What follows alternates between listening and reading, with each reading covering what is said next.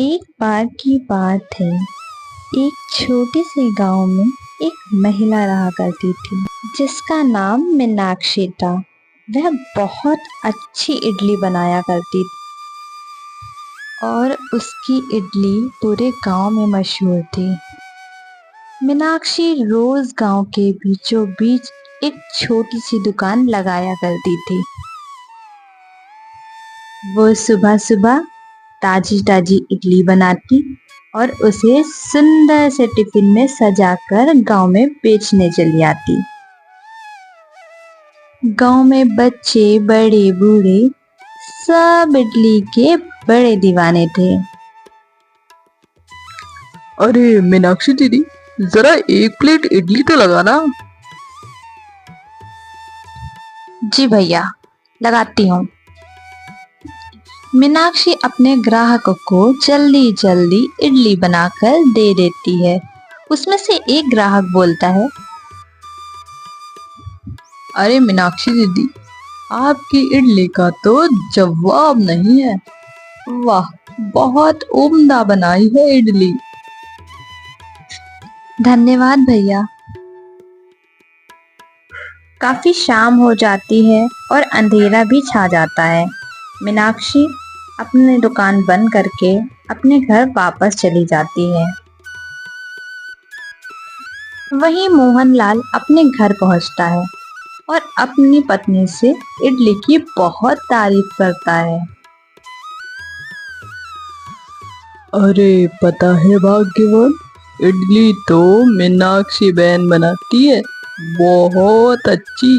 उसके जैसे इडली तो पूरे गांव में कोई ना बना पाता होगा। मोहनलाल की पत्नी उससे चिढ़ जाती है और उससे कहती है, अच्छा, तो अब मैं भी कल से इडली वड़ा की दुकान लगाऊंगी और देखती हूँ कौन खाने आता है इडली, उसके यहाँ कि मेरे यहाँ, देखती हूँ। सुमन अगले ही दिन गांव के बीचों बीच पहुंच जाती है जहाँ पे मीनाक्षी हमेशा दुकान लगाती है। उसने उसी जगह दुकान लगाई जहाँ पर मीनाक्षी लगाती है।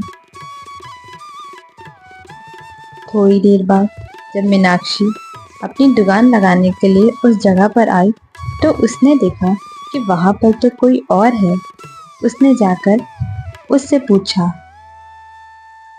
बहन, आप कौन हैं? मैं तो यहाँ दुकान लगाती हूँ रोज इडली की। मैंने आपको पहले कभी यहाँ नहीं देखा। देखो देखो कैसे इतरा रही है। वो कुछ भी हो, यहाँ पे आज से मेरी दुकान लगेगी और सिर्फ मेरी। अपनी दुकान ले जा कहीं और। मीनाक्षी सुमन की ऐसी बात सुनकर बहुत उदास हो जाती है और वह वापस अपने घर की ओर निकल पड़ती है। अरे माँ, आप इतनी जल्दी घर आ गई? क्या हुआ? आज दुकान नहीं लगी? मीनाक्षी अपनी बेटी को वहाँ की सारी बातें समझाती है और बताती है कि आज के बाद वह दुकान नहीं लगाएगी। इतना सुन के उसकी बेटी रोने लगती है और कहती है, माँ, माँ, अब अब हम कैसे जिएंगे? अब क्या होगा हमारा? हम तो बहुत गरीब हैं। तुम परेशान मत हो बेटा, मैं और मेहनत करके घर से ही इडलियां बेचा करूंगी। तुम्हें परेशान मैं नहीं देख सकती बेटा।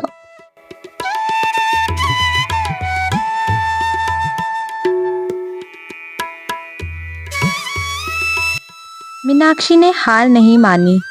मीनाक्षी अपने घर में इडली बनाकर घर से ही बेचने लगी।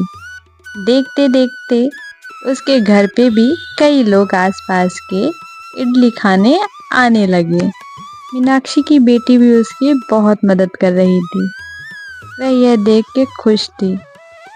अब उसकी दुकान पर ग्राहकों की भीड़ लगी रहती।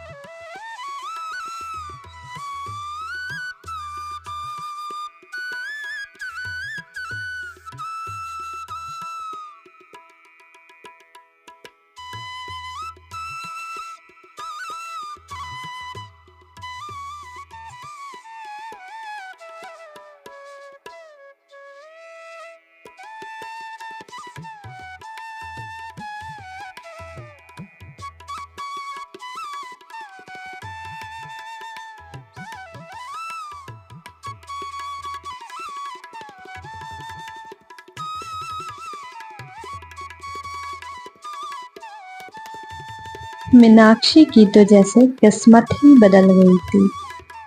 उसने एक अच्छा घर खरीदा और वह सभी गांव वालों की बहुत अच्छे से मदद करती। उसका स्वभाव बहुत अच्छा था। कुछ दिन बाद गांव में हर जगह ये बात फैल गई। अरे सुनती हो सुमन, मीनाक्षी दीदी तो बड़ी दिल वाली है। मुझे पैसों की जरूरत थी, उन्होंने तुरंत मदद कर दी मेरी। मीनाक्षी की इतनी तारीफ सुनकर सुमन को मन ही मन गुस्सा आ रहा था। आखिरकार उसने इतने कम समय में इतनी पहचान बनाई तो बनाई कैसे। एक रात सुमन ने एक चोर को बुलाया। जी मालकिन जी, क्या काम है मुझसे? देखो, तुम्हें मेरा एक काम करना है। तुम्हें मीनाक्षी के घर जाकर चोरी करनी है। वहां पर जितने भी पैसे हों सारे पैसे चुरा लाना। ठीक है, मैं आपका काम कर दूंगा, मगर मुझे इस काम के बदले 50,000 रुपये चाहिए, नहीं तो मैं ये काम नहीं करूंगा। सुमन भी उसे वादा कर लेती है पैसे देने का। उसी वक्त वह चोर रात के अंधेरे में निकल पड़ता है।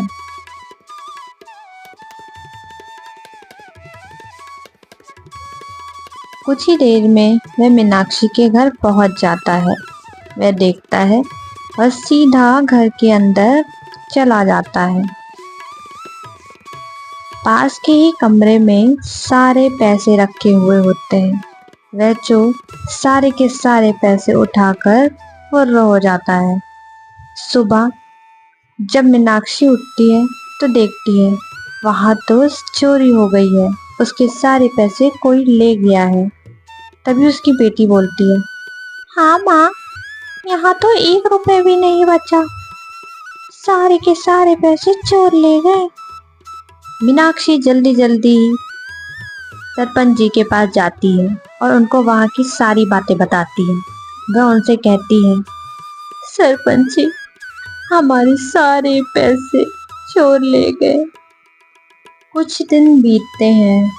आखिरकार वह चोर पकड़ा जाता है। एक दिन चोर आखिरकार पकड़ा ही जाता है। सरपंच जी उससे डांट फटकार लगाकर उससे पूछ ही लेते हैं आखिर उसने किसके कहने पे ये चोरी की। सरपंच जी, मुझे माफ कर दीजिए, मैंने ये चोरी खुद से नहीं की, मैंने सुमन के कहने पर ये चोरी की, मेरी इसमें कोई गलती नहीं। चोर की ये बात सुन के सरपंच जी ने सुमन को वहां पर बुलाया।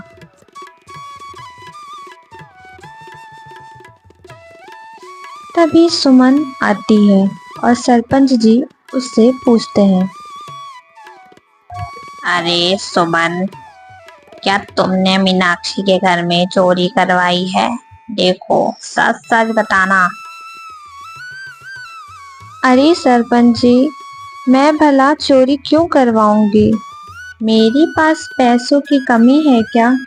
लगता है किसी दुष्ट इंसान ने मेरा नाम लगा दिया है सरपंच जी।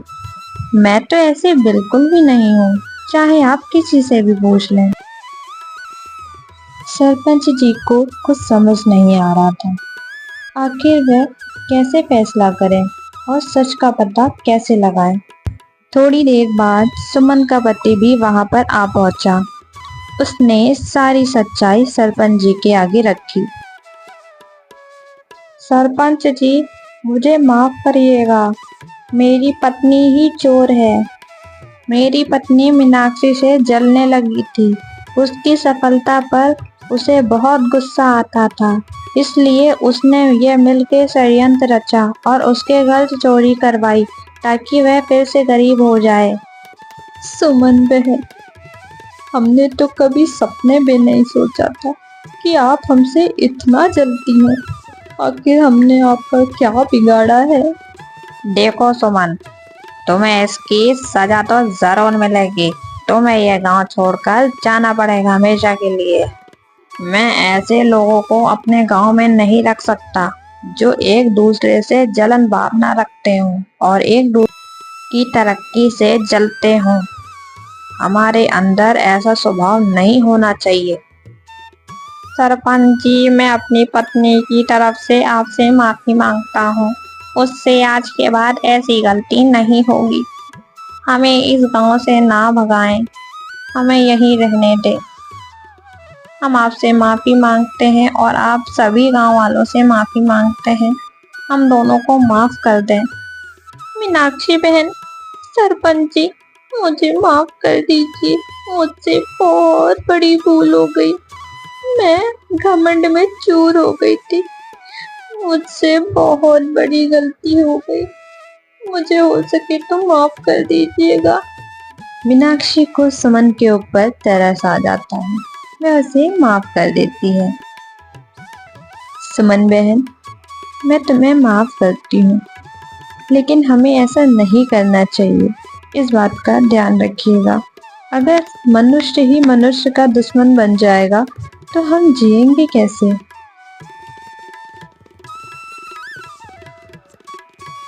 कुछ दिन बाद गांव में फिर से वही खुशहाली आ गई थी। सब हंसी खुशी और मिलजुल कर रहने लगे। मीनाक्षी ने गांव में एक बहुत बड़ा रेस्टोरेंट खोल लिया और वह बहुत चलने लगा। मीनाक्षी की जीवन ने हमें यह सिखाया कि जीवन में कितनी भी कठिनाइयां और परेशानियां आए, हमें उनसे लड़ना चाहिए और जीतना चाहिए।